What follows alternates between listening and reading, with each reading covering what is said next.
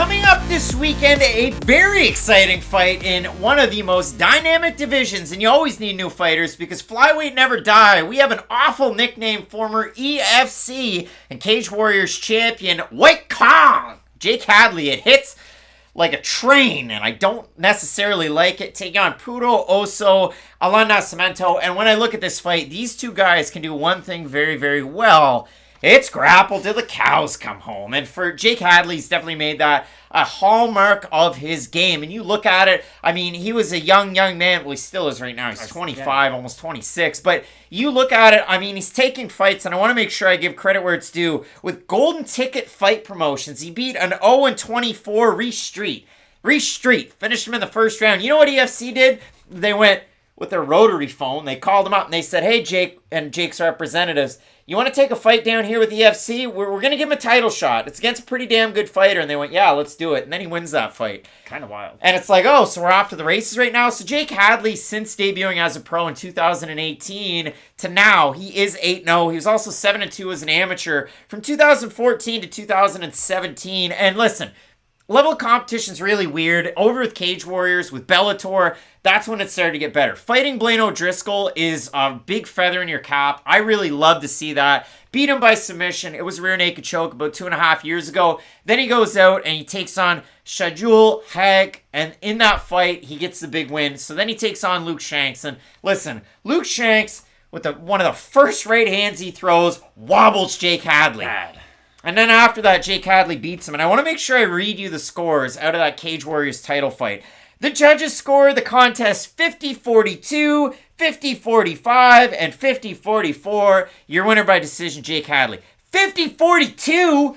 That doesn't happen! Like, Jake Hadley, after he got rocked, he went, I'm a wrestler. I'm going to wrestle the whole fight long. And he did a great job of that. We know exactly what he does. Comes out of Birmingham, Fearless MMA. The guys he trains with that I've seen in the pictures are so much bigger than him, it's not even funny. Dominique Wooding, Fabian Edwards, Yannick Bahati, who I'm going to talk about later on in the show. If you didn't think you were going to get a Yannick Bahati reference, that's number one. I've got one for the main event. Leon Edwards, of course. But again, a hallmark of his game is his wrestling and his grappling. Very, very good with his submissions. Striking, not his forte. And I know I'm going to talk about that more. I'm sure you will. But I really like the signing, and I'm really excited about him in the UFC. His back-taking ability is very high level, and that's one of the first things that does stand out. I almost kind of compare his style to like a Kevin Lee, because Kevin Lee was always marketed as, he's like an Usman, he's like a Covington. In reality, he wasn't though. Like, yes, they're all wrestlers per se, but Usman's gonna get on top of you, control you, try to beat you up with some ground and pound.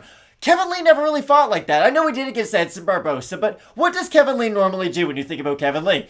Gets on top of you and immediately tries to take the back and go for a submission. And Jake Hadley, in large part, fights in that manner. Now, when he gets the back, he is very tough to get off. And I kind of go to when Brandon Moreno fought Sergio Pettis, where Sergio Pettis on the feet was faster. That was earlier on in Brandon Moreno's career. But when Moreno would get onto his back, it was one position that he couldn't do anything with. Another example, even a little bit more recently, was Aljamain Sterling, Petr Yan.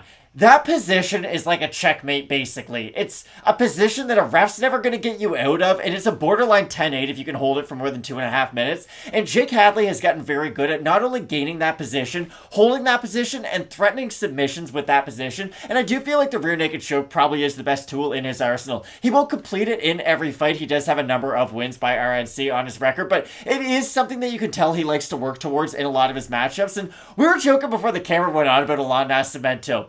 How strange is this guy's career, though? Like, he's only fought great fighters from his debut on, pretty much. He's fought multiple different organizations, but fought great fighters from the whole entire time. In his mind, he's probably jumping from one organization to the other, thinking, okay, there's no way I'm going to keep on fighting guys who are 10-3, 16-4. But no, Allan Nascimento only finds himself fighting other world-class fighters in the regional scene. The losses for Nascimento, back in 2013, he's 7-0, taking on 11-4 Will Campizano, lose that one by decision. Lose to Ricardo Ramos, who, again, was 2-0 at the time in 2013, but he's a pretty damn good fighter. Loses to Bruno Azevedo, who's on a lot of people's records. Loses to Yuki Matoya over with Ryzen, a damn good fighter over there. Halim Paiva, one of the best fights on Dana White's Contender Series. Back on Dana White's Contender Series Brazil in 2018. He beats Elzevado Lima back with Puno de Osso 6.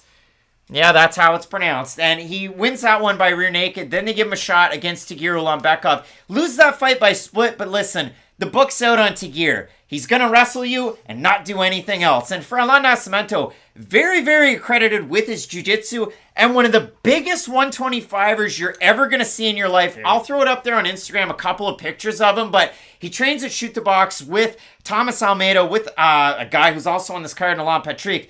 And Nascimento looks to be the same size as those guys. I don't know how he makes 125. And listen, that's really the story of this fight. Jake Hadley missed weight on Contender Series.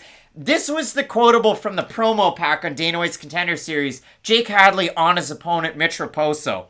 I feel like Mitch is a good fighter, and it'll be a challenge. But you know, it's a bit disrespectful that he's fighting me in a way because he hasn't achieved anything. And then he goes out there and Mitch Raposo beats him in the first round. Takes him down with ease, outstrikes him in the second round. Raposo's outstriking him. Jake Hadley goes for a takedown just like Raposo done in the first. And he gets it, and then Raposo can't get back up to his feet. That's the end of the fight. Great finish for Hadley. And then, of course, Dana White, this is one that had taken so much to the back. Shelby, McMahon, they didn't want me to sign him. I'm going to sign him anyway. Causes issues in the back. Like, it was so awkward when they signed Jake Hadley. It was really weird, but he is a good talent, and that's the thing. It is unfortunate that there is so much static and noise around his debut, because I do feel like he could be a very exciting prospect in this division, and he's only 25 years old, so I do feel like there is a very good foundation for him to continue to build on, especially if he's able to beat Nascimento, who, like you said, has a very good base in jiu-jitsu, but he's a fighter who you feel like can get out-grappled in a lot of his fights. Yeah. I know that's a weird thing to say about someone who does have a black belt in BJJ, but he's almost slow with his jiu-jitsu, and that's what I do think is going to bite him in this weight class. And you might be right. That is a good point. He is big for this weight class, so I do wonder if he is starting to realize maybe I'm cutting too much weight to where it is affecting my gas tank. It is affecting my reaction time at some point, because I don't feel like Nascimento has a great gas tank at this weight class. I don't feel like he's someone who's going to be the same guy in that first minute and a half as he is in the last minute and a half. And if Jake Hadley can get a few minutes of control time, especially early on in this fight, I think he will be able to coast to either a decision victory or be able to get a lot of ground control time, whereas Nascimento, I feel like, will fade as the fight continues. This fight was booked back in March. Hadley out due to an injury, and for Nascimento, you look at that fight, even the fight against Hadley and Paiva, a lot of back and forth. I thought Nascimento won the first round, the second round, but definitely not the third round, and maybe that's where Jake Hadley, again, can capitalize in this one. You look at it for Nascimento, he has a background in Muay Thai as well. Really good to the leg and to the body with his kicks. Jake Hadley, another southpaw, leads heavy on that lead leg. Really heavy, doesn't tend to check his leg kicks, and both of these guys like to walk their opponents down quite a bit. I know Laura Sanko on the Contender Series said, Jake Hadley's a bully, so on and so forth. With his fighting style, Hadley open to minus 300 favorite, minus 210 right now. Nascimento open to plus 250, plus 170. If we have a look at the votes on Tapology, I'm going to say over under 75% White Kong. I'll say under. I'm going to say under. It's over 559 total votes, 86% Hadley, 77% by decision for the 14% that have Nascimento, 68% by decision. I think Allan Nascimento is going to win this fight by decision. He is a decidedly better striker when it comes to this matchup. Can Hadley take this one down to the mat? We're going to see. I'm going to enjoy it. And for Nascimento, can't have that Melissa Gatto. I'm going to play jiu-jitsu off of my back game plan, which we could see in this fight. Hadley, of course, could take the role of Cortez in that. But for me, I do like what I've seen out of Nascimento. No easy fight, so to speak. And I like him in this matchup, especially as an underdog. You kind of took the air out of my sails. I was going to bring up the Gatto fight right now. I do think Nascimento is going to be a little bit too happy to grapple with Jake Hadley in this matchup. I agree with you. On the feet, I definitely think he is the better fighter. But I do think he's going to be a little bit too happy to test his own grappling against someone like Jake Hadley. And I do not think this is the fight to do that in. So I am ever so slightly going to favor Jake Hadley, even though I don't like where the odds are in this fight. But just for prediction's sake, I do like Jake Hadley. Jake Hadley training with Yannick Bahati.